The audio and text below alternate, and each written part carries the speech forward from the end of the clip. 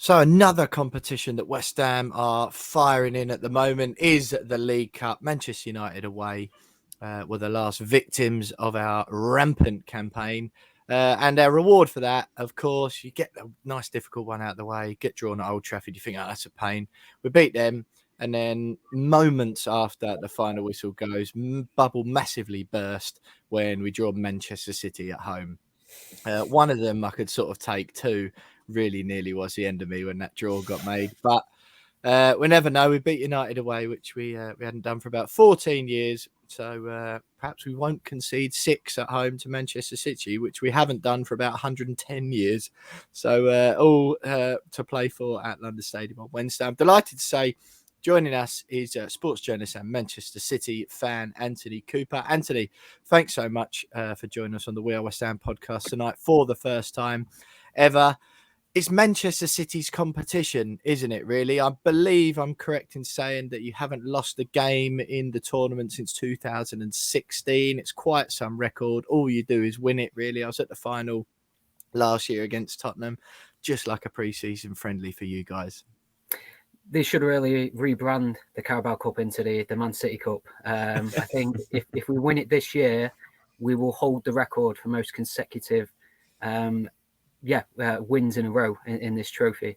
I think it's joint with Liverpool at the minute with 4 in a row. I might be wrong, but yeah. Of the League Cup, yeah? Yeah, the League Cup. That's got to be, I mean, I don't want to put you on the spot, but Jonesy, you might know as well, but that's got to be like an English record of all time of like 5 times on it. Will it be 5 this time, Anthony? Yeah. So I think if we win it this year, it'll be 5 in a row, which takes it off Liverpool's mantle. Right, I think in the 70s and 80s, they did 4 in a row. Right. I mean, I don't know. Has anyone ever won even the FA Cup or 5 times in a row? And domestic British trophy that's just crazy, isn't it? And perhaps a little boring. It's another trip to Wembley. Our second home. I can't complain. Yeah. What do you make of it then, Anthony? The trophy, because it's such a dead cliche that football fans and football pundits and just lazy, but they wheel it out all the time. Well, you know, which clubs, especially West Ham, Everton, Wolves, in that bracket of, you know, Arsenal get it a little bit as well, in that bracket of just outside the big clubs in the Premier League. I include Arsenal in that on purpose.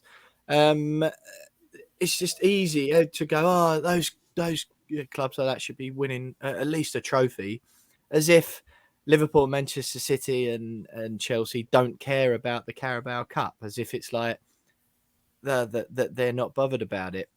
What's your take on it as a Man City fan? Are you bored of it now and you couldn't care less whether you win it or not? Or because you've got this record, it means more to you this season? What's your take on it all? So I think some will call it a Mickey Mouse Cup. At the end of the day, a trophy is a trophy. And having supported Man City for 30 years plus, we went through some torrid times. And if the League Cup was the first trophy that we had to wait to win, fortunately, it was the FA Cup, which, you know, has a bit more prestige. But, you know, a trophy is a trophy, and it's a trip to Wembley. And if you see your team lifting that trophy at the end of the day, then, you know, it's you can't really beat that high. It's easy to say, oh, it's only the League Cup after you get knocked out of it. I think anyone who wins that trophy, it's a feat, and it's a major honour that goes on your club's history. And see, I seem to remember a couple of years ago that it was revealed that the reason why City is so ruthless in this competition, particularly under Pep, is because Pep deliberately targets this cup as like, right, you know, we'll get a bit of silverware out of the way early. And it kind of sets you up for what football, the months after February. I just wonder, I mean, how long does he do that without winning the Champions League before suddenly he turns around and goes, actually, no, we probably should try and win the Champions League. I know you lost the final last year, but it just feels like he's put all his eggs in the League Cup basket rather than going, let's throw something at the Champions League this year. What are you talking about? I don't think it's that was a dig at the fact that City haven't won the Champions League yet. It's only a matter of time. I mean, the Sheik is in there for the long haul. Even if Pep doesn't manage to bring it in this season or next, it will eventually happen with the amount of money that City have, which I'm not ashamed of. But yeah, I don't think it's a case of Pep putting all of his eggs in the League Cup basket. Pep goes out, he wants to win everything, whether it's the League Cup, Champions League, Premier League, even the Community Shield. He will be there wanting to win every single game and every single cup that's at his disposal. Pep's got loads of baskets and plenty of eggs, isn't he? He does. Yes, to be fair. Do you know what I mean? And that's exactly how I'd be. I just find that annoying, really. And on all the talk of from the big clubs, it does come from Pep a little bit as well. But Pep and Klopp and all that sort of stuff, who do away with the League Cup, it does my head in all that. I'm like, the football isn't here just for you lot. It's like, you all still put out strong teams who want to win it all the time. Stop doing that then. If you really have ultimate disdain for it, just put out under 21s if you think it's that pathetic and beneath you. But none of them do, and it just does my head in when they call for the League Cup to be done away with. That just suits them, so they've got more time to play in the more financially commercially beneficial competitions. But that doesn't apply to the vast majority of teams in the Football League, does it? Well, I think City are in a fortunate position where our second team could still challenge for the Premier League title. We've got the best squad in the league. We might not have the best starting 11, but 22 players in that team, and we could field two sides to play every single weekend. I think Liverpool may have fielded youth teams in the past, but I think that was an issue with the Club World Cup. And to be fair, I think when teams do put weakened teams out, it's a bit of disrespect to the cup and the teams they play against. I think City, when we play some of our youth players in this game, I think it's a case of, they want to start pushing our youth team, especially when you've got players. Obviously, you can't really call Foden youth anymore, but we've got Liam Delap, we've got Cole Palmer, who scored his first goal last week. And we've got loads of youth players, even more out on loan, where there's a huge amount of potential with these players. But you will see them mixing with the likes of Mahrez, Sterling, Aguero when we had him. So, God. But looking ahead to Wednesday night, and obviously the fact you've been talking about youth players, can we expect a mixture of first team players and youth players from Pep on Wednesday night? Because I mean, I'm trying to cling on to the fact that, the more youth players City play, West Ham have probably got more of a chance. Particularly when you consider City's recent record at London Stadium.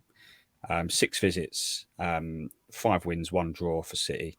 Scored 23 goals in 6 games at London Stadium. So can you confirm that it's going to be more of a youth team rather than the first team at City? Because that might give us a chance. We might only concede 3 and our back us to score 4.